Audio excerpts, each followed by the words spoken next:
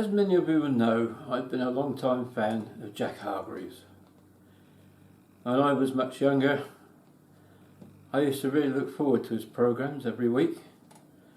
The things I learnt about history of different places, and to see some of the lovely places in Dorset that he went and learn some of the stories about them.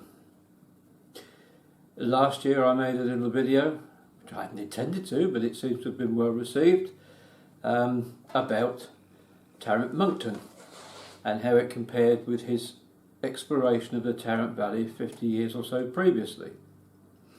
Well, I've been watching a number of his programmes lately, and one of them that really struck me was the story of the Dorset Button industry, if you could call it that, and his visit to a little place called Twyford. Now, I was back down in Dorset again recently with Jackie, and we decided we'd go and have a look at Twyford and see if we could follow once again the story and compare the place now to what it was 50 years ago when he was there. To be honest, you might think perhaps not a lot has changed, although there are some little differences. So what I've done, I have videoed places in Twyford in the same order that he filmed on the day he was there, plus one or two little extra bits from the village. But I'm going to do more than that, because he pays a visit to Elizabeth Gilbert, and he shows you how she was making her Dorset buttons. But there's been a bit of a revival since then. But I think maybe the time has come now to move on a little bit from Jack, and as well as revisiting Twyford, also bring the story right up to date for you, so we've got a bit more detail about the button industry, what happened to it, and are there still any buttons available now. So come with me to Twyford, and then afterwards we'll be going down to Minster. So hopefully you'll enjoy this visit. When Jack Hargreaves came here 50 something years ago, he was able to walk right up to that gate. I've had a closer look at it, but it's full of brambles and all sorts of stuff, and I really can't get any closer in my shorts. But to the right of it, there was the remnants of a wall, which is obviously wall of a house of one of the villagers, a house that had been abandoned when the button industry collapsed after the Great Exhibition of 1851. You might, if you've seen the programmes, he tells the tale that this little village, Twyford, was full of houses, and this was the centre of the cottage industry, making the famous Dorset buttons, Dorset high top, Dorset knob button, which was used by Queen Victoria and many well-to-do people. And he was looking, and there wasn't so much undergrowth then as there is now, but he was standing there looking across at this house that I can see through the trees. There wasn't so many trees in them days. He said you can imagine this village being full of houses and everybody engaged in making these buttons, which were then sold to the button companies in Birmingham and places like that. And in 1851 along comes the invention of the mechanical button maker. Net result, no more orders for the button makers here, and no work either, because there wasn't that much work in the agricultural sector that could have kept all these families going. Stark choice between emigration or starvation, and thousands upon thousands of families chose to leave Dorset, leaving this particular village more or less abandoned, and over the years the houses collapsed and got demolished. So now you've got a little hamlet, you would call it, with houses in separate areas and with nothing between them, and yet once upon a time the street which we're going to go down now would have been more or less chock-a-block with them. So we'll go and have a look at Twyford as it is now, And you might like to go on Dave Knowle's Filmmakers YouTube channel and have a look at Jack Hargreaves' programmes. Compare it now to when he was here 50 years ago. I don't think there's anything left that I can see, even through the hedge, of the old wall of the original house that would have been here in the 17th, 18th century, and that's a shame. Here's another row of farm workers' cottages, we guess. Alright, there's been a few add-ons and alterations and that over the years, but it's still essentially identifiable as being around in the 19th century, and maybe one or two of them a little bit earlier than that. Don't know what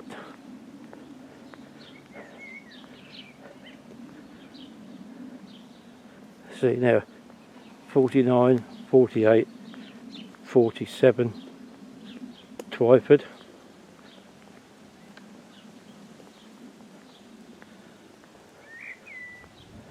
But the next cottage will probably have a name on it rather than a number, but it might not necessarily be. Oh, there's a business here now. This is the Peaches and Cream. I think it's some kind of a beauty parlour or something. Lovely location.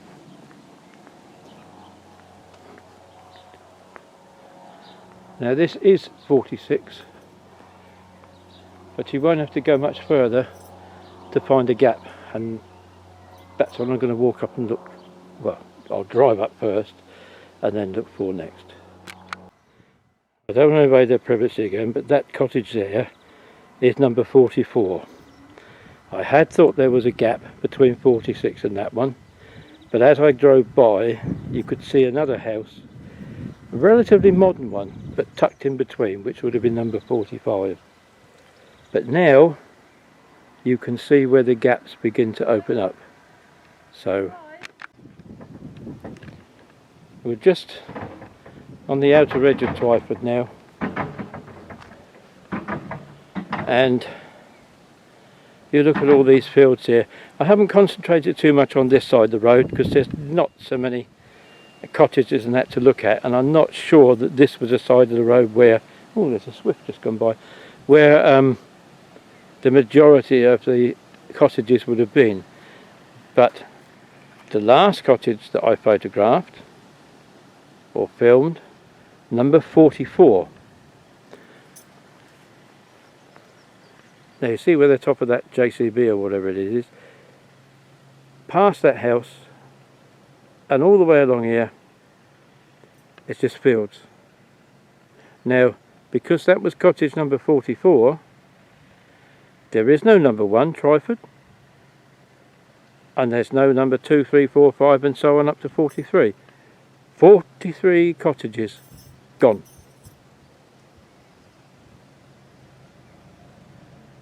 As a direct result, more than likely, of the fact that the button industry here was decimated and closed down because of the automation, and the button making machine, which was exhibited at the National Exhibition in Birmingham in 1851. So there you have it, why thousands of people from Dorset emigrated as an alternative to starvation. And here's another row of cottages. See, these would probably have all been farm workers' cottages at one time. They go back along there, and you can see from the stone and everything that's been used. We go way back here. Jack did some filming, but it's rather difficult because there's no names on any of these cottages, and it's a little bit annoying because we've been given, thanks to Julie, the name of a particular cottage to look for. I'm pretty certain it's the one down by the bridge.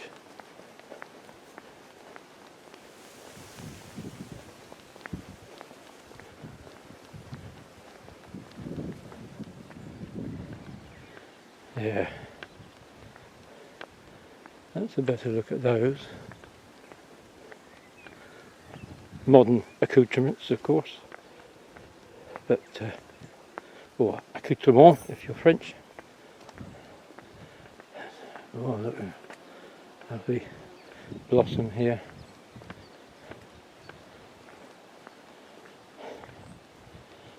Really is hard to believe how many people would have lived here at one time. Sorry for the camera shake there.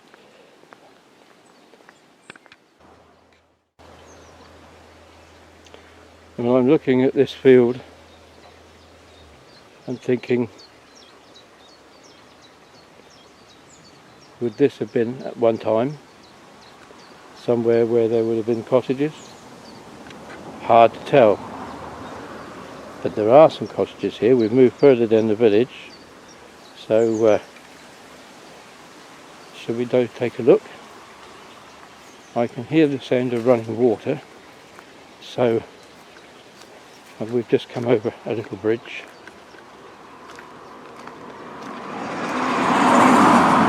So I'm going to take a wander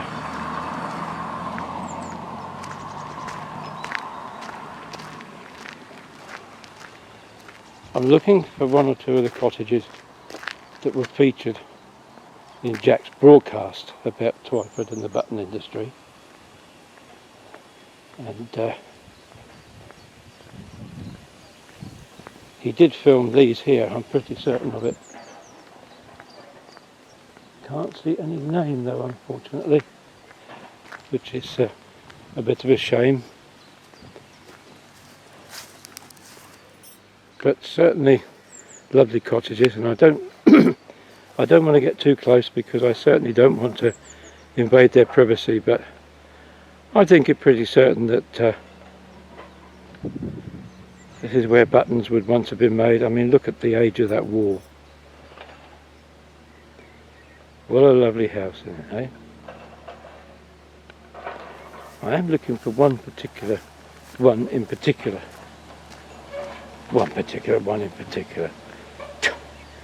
Your filmmaker's an idiot.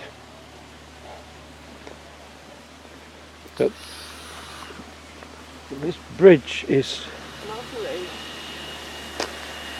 not noticeable unless somebody tells you it's there, but look at that.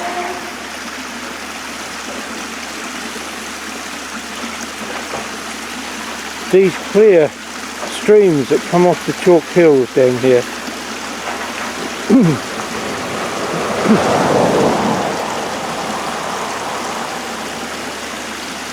I would say this is quite clearly not a winterbourne. With the hot weather we have, this hasn't dried up, so there's obviously quite a good water source close by. Very reassuring sound, and what a lovely place to live, right by the river. Beautiful. Mind you, come over to the other side and this is what you got. Thick growth, but I think down in there you can probably just about see it's flowing. Not quite so fast here. There's obviously a little weir or something underneath the roadway which is giving it a bit of oomph. If you look at the Jack Hargreaves programme, you'll see that when he filmed here, this, what it now appears to be a single house, was actually two cottages, Button Box Cottage and Melbury View. Now, there's no name, as I said, on this building, but I'm given to understand it is still known as Button Box Cottage. Now I've got more information.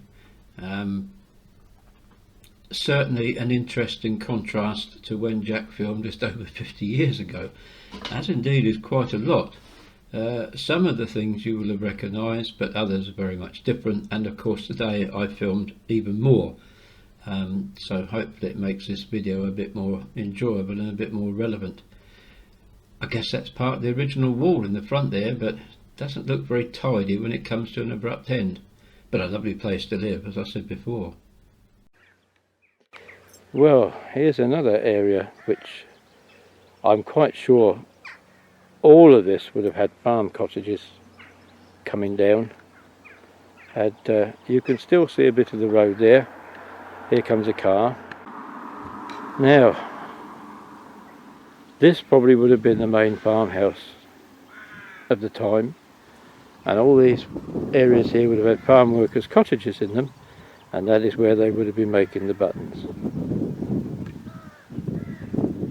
At least it's still a farm, and that's probably worth its weight in gold to this area. That's interesting. I wonder what was standing there at one time. Could it be a well cap? I don't know. Anyway, here we are. As you can see from the sign, we are well and truly in Twyford. I've come to the north end of the village because I think looking down here might offer some illustration as to what I've been talking about. There are several farms here, and I thought this might have been a church at this corner, but not. There's some farm buildings there, and you notice the gaps begin to open now almost immediately.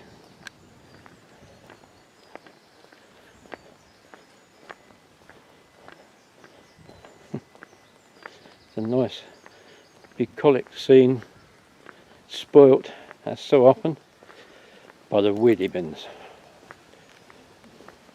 But there you go. This wall has been here for a few years, you can tell that. Now, here we have what could have been gateposts. Has this always been a farm? Were there more dwellings? And I strongly suspect there were more dwellings in this gap. This building may not hark back quite as far, but then it looks like a relatively modern addition, because if you come back round the corner, there you see definite trace of something older. And I guess the button making ladies and their families would have lived in that middle bit at least.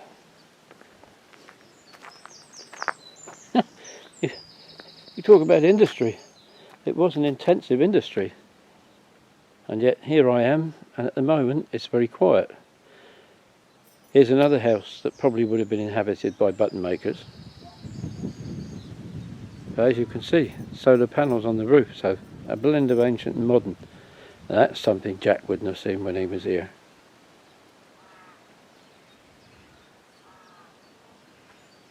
It's all very quiet, all very peaceful.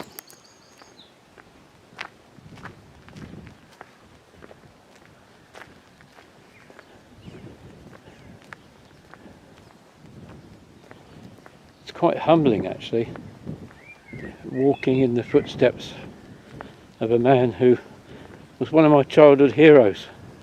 I respected greatly for his programmes and his knowledge. This is an example of what I like about Dorset. So many cases they build these modern houses. They're careful where they put them, and in many cases they follow the old styles, and that's quite an impressive modern block, and I'm sure that wasn't here when Jack was filming. One of the only real clues that we might have these days as to where some of these old buildings would have stood when Twyford was a rather larger community are these little fields, and you might even now still see the odd fruit tree or something like that in there where they had their little orchards, because obviously rural communities had to be relatively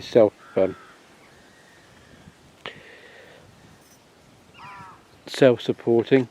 I'm just looking through a view down there, and looking south, can you just make out in the far distance the Purbeck Hills? There we are. We're just a few miles north of Blandford Forum here.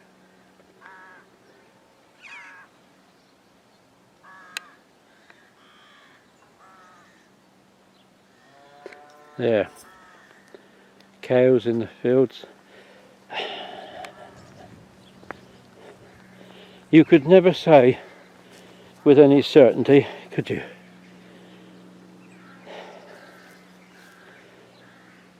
There were a few houses here, I'm sure of it.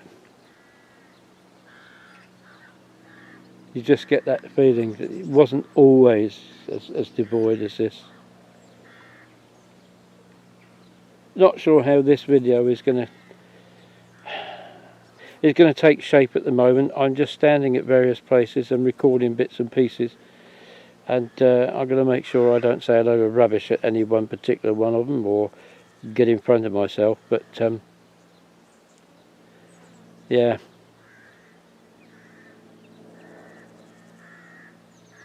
very much different, and I would venture to suggest again different to when Jack was there. That's why I like the idea of trying to do one or two more of these videos. I'm going where Jack did. It's not my purpose to tell you necessarily the history of the place. I just like to compare what it is now with what it was when he was there. Now what we're looking at here, and I need to say a very, very big thank you to a kind lady called Julie who lives here, who has spent several minutes of her good time giving us a bit of the history of the place as she knows it. What I'm looking at here is a remarkable survivor. After the First World War, many places had buildings put up so ex-soldiers who were homeless could have somewhere to live. And in various places they built these long barns and blocks. Now Jack explained a bit about some of that in one of his videos of another subject, but here is one, and it's almost all in original condition. This side you have some of the original timber overlap and breeze blocks there. It's the original roof, and since taking over the place, Julie and her family have done a fair bit of extension work on it. As I walk round,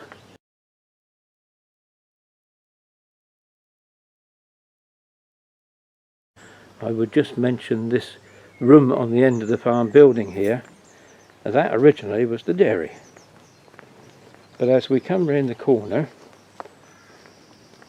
and we look along this side, you can see where they've brought this building back into life. When they took over the farm it was pretty much derelict and empty.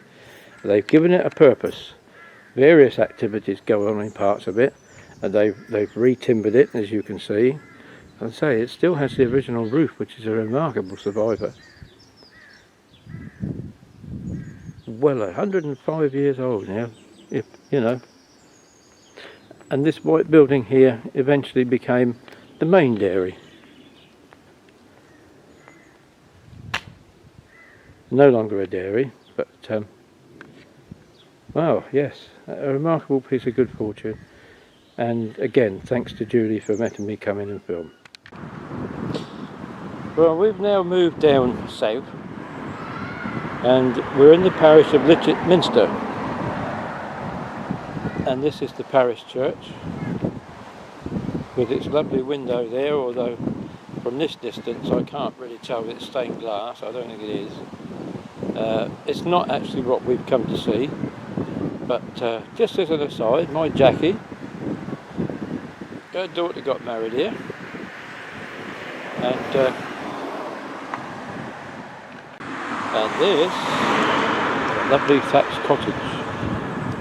But as you can see with the traffic going by, it is quite a considerable contrast to the little village of Twyford. But the connection with the Buttons is here, as hopefully we're about to find out. So here we are in the Minster at the old Dorset Button shop. From here one of the latest revivals seems to have spread, and well-known button makers such as Marianne Howitt were still producing buttons into the 2000s, and I just found out that she finally retired in 2017. She was a famous button maker. Indeed, there's a plethora of people and businesses all over the place making Dorset buttons nowadays, so the interest is probably just as keen as ever. However, as far as the traditional ones are concerned, I think we have to come back again here to Litchfield, because this would seem to be where Henry Case and others would seek to give you a different name, finally closed his business in about 1905.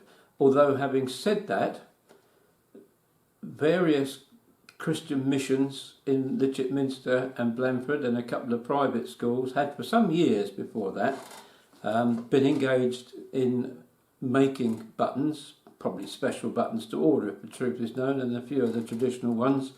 It gave employment to the poor, and it helped the Cases, although most of them employed by other people.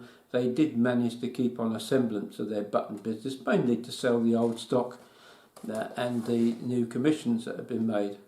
Well, all of this eventually ended up in an attic. In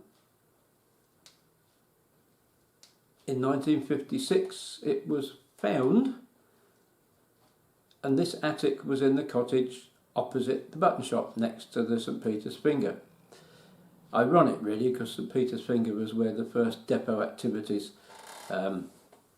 took place before the button shop opened in 1908.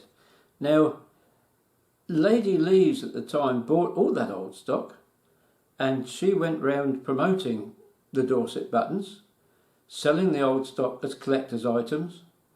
How it ended up in this attic, I've no idea, because she also had, by that time, she'd acquired a trunk full of stuff that was found in the basement. I think it was Fisher's Draper's shop in Blandford, where the other depot was. How it all ended up in this attic, I don't know. But again, Lady Lees came along and she got the lot once more. I think virtually all of it, though I have no evidence to work out what happened to it, but it seems that virtually all of it came into the hands of Thelma Johns and her partner when they bought the old button shop back in 1970. And inside this shop you will find examples of the old, genuine, handcrafted from the cottage industry Dorset buttons. Indeed, I actually was able to handle one or two of them on cards. Quite interesting when you're holding something that looks fragile, 200 years old, and yet it's still strong as an ox, if you'll pardon the use of that term. Quite amazing, really. And Thelma has written a book about the industry. In it she makes a number of references to the history of the buttons and things that happened. There are others who put different interpretations on it, but isn't that the same with any tradition or business? But Thelma will always give you a welcome in the shop, and she's more than happy to speak to you about the history of the buttons and to show you examples. And while I'm yakking on here, you will see examples of the different buttons coming on the screen, including the singletons. Now, that was one family that developed their own method of making a button, which seems to me basically a Blandford cartwheel, a covered over Blandford cartwheel with their own innovative design in the middle. And anyone who made that type of buttons, they were known from then on as singletons. So there we have it. It comes round full circle. Original Dorset buttons still available in the button shop, same place as they were back in 1908. It's still going strong. Thelma's in her 90s now. There are other places that you can buy Dorset buttons from. Several people are making them. There are several shops, and the industry is alive and well, if you could call it an industry, but people all over the place, as I said before, are making buttons to the Dorset style, so the interest is still there. isn't it strange how things happen? And this is the difference between when Jack was there, when there was virtually nothing left, and now when people like Marion Howitt and Thelma Johns have been touring the world, possibly, explaining about Dorset buttons, and people have become keenly interested in making them and getting hold of them. So really, that's where the situation is now. I've been to Twyford, I've compared that to when Jack was there 50 years ago, and I've brought the history a little bit up to date for you. I hope it hasn't been too jumbled. I've not included every fact and figure, there just hasn't been the time, but I hope you've enjoyed the photographs that I have managed to put picture in picture. I'm learning this craft, you know, while I've been talking. And now I've got to look for another place to go where Jack did, because I'm enjoying my little jaunts following in his footsteps. And I suppose one of the finest tributes I can pay to my hero is to end in exactly the same way that he would. Cheerio.